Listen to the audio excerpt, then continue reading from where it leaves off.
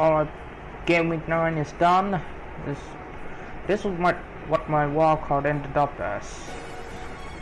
Probably this is my post wildcard reaction.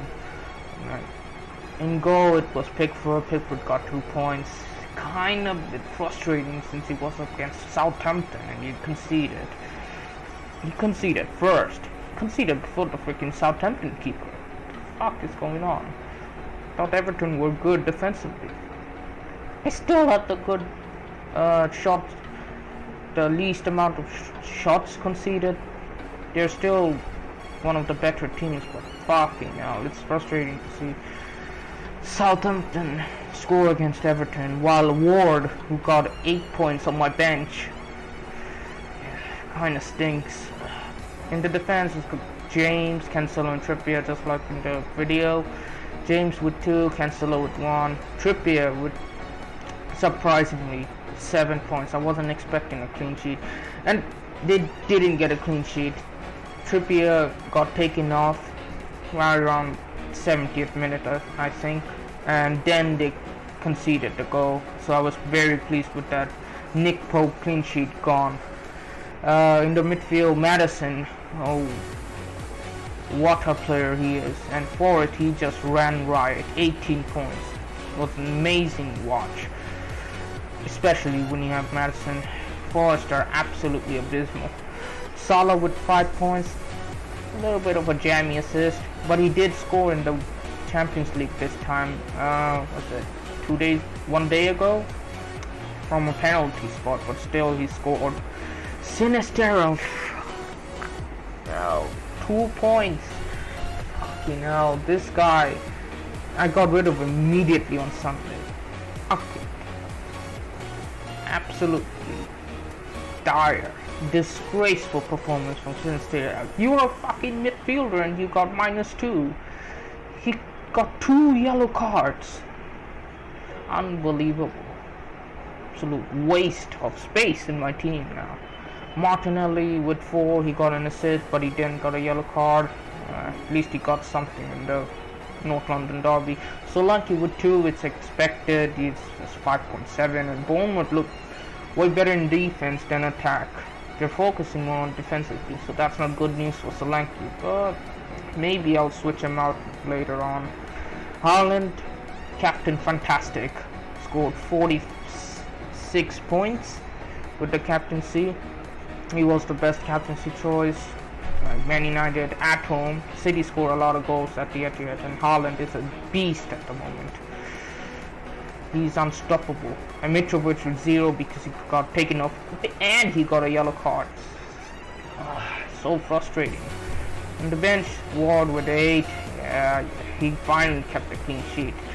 Zaha with 2, Guay with 1, and Nico Williams with -1. Yeah, this guy just keeps on getting yellow cards. So overall, it's 85 points, rose to like 400k places. I'll take it, even though a lot of scores were higher than me, but I'll still take it. A green arrow is a green arrow. It's a good rank rise, and I'm not gonna focus on other people on what they did on their team. I'm just gonna focus on mine, and that's how I'm gonna roll on with the game weeks. So let's get to my transfers. On to the transfers, and it's as expected. Sinistero out, Saka shit of Midfield asset, and bringing in Trossard. I did the transfer move on Sunday because Trossard was rising in price.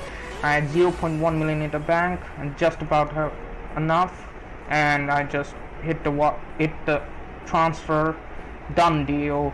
Just did it after I raged out on Sinistero's red card incident. In waste, man. So I have a pretty good player on my hand now because Brighton are really attacking side, and I believe Trossard could get something against Tottenham, even though it's a big team. But Tottenham are looking a bit fragile in defense, and it's Brighton at home, so I'm guessing Trossard could get something out of him. So this was it. Another plan is Mitrovic out for someone else in that forward line because he's still flagged, but it's a wait and see from Mitrovic because Like it could be a late call for Mitrovic to be fit.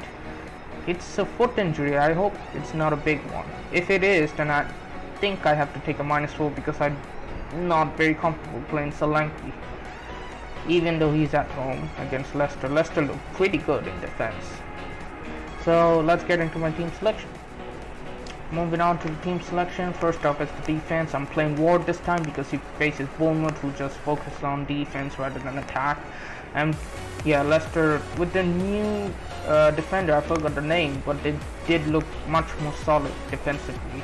Maybe it was just because it was against Forest, but I think I'll play Ward instead of Pickford, who faces Manchester United at home. It's gonna be a tough call, but I'm more leaning on towards Ward currently. And the back line is James, Cancelo and Trippier. James, he faces Wolves at home. James just scored yesterday against Milan. It was a great goal and he was so attacking. Potter is using him correctly as a right wing back rather than Tuchel, just freaking constantly rotating him around and forcing him to be a right centre back. Disgrace. And Cancelo faces Southampton at home. That's a prime fixture for Manchester City. Cancelo isn't getting dropped because they have injuries. At fullback, Kyle Walker is still not fit. He might play at the right, which is a lot better than playing at the left for Cancelo. And beside him is Trippier, Brentford at home, another home fixture.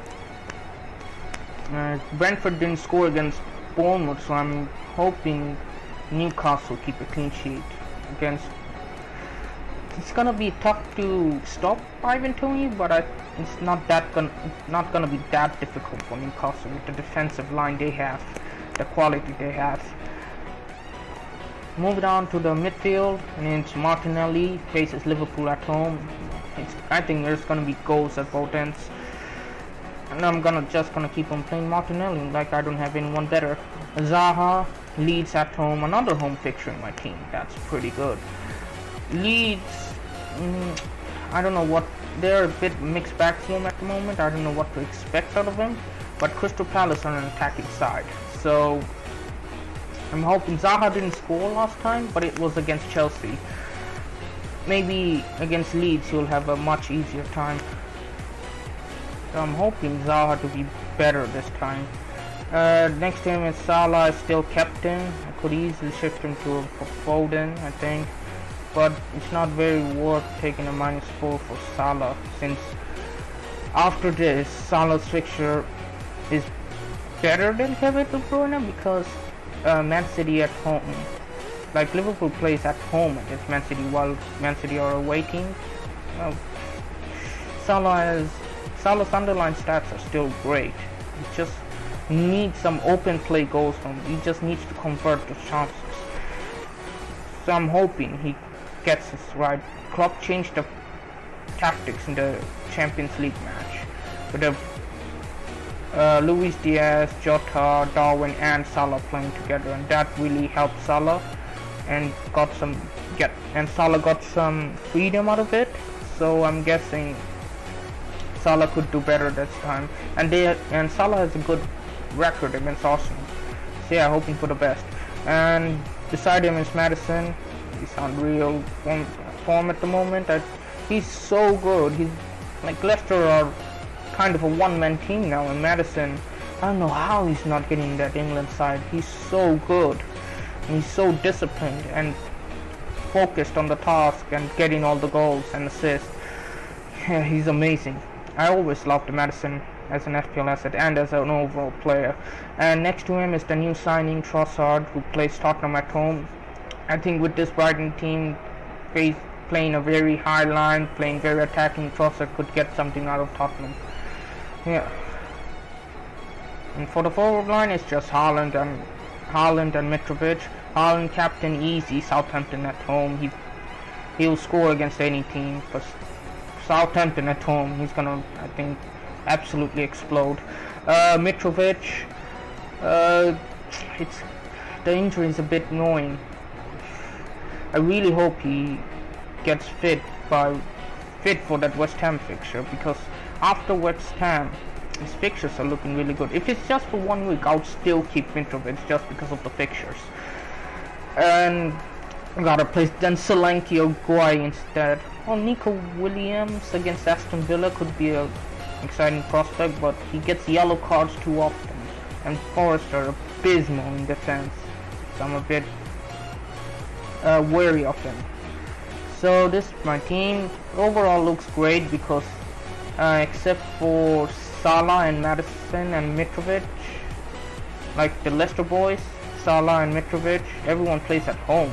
So I got a lot of home fixture players this time around. But on paper it looks good, but in reality we all know it can go a bit wrong. FPL just always surprises us. So that's gonna be it. Hope you liked the video. Thanks for checking it out, and good luck to you all. Hopefully big green arrows for every one of us. So see you later.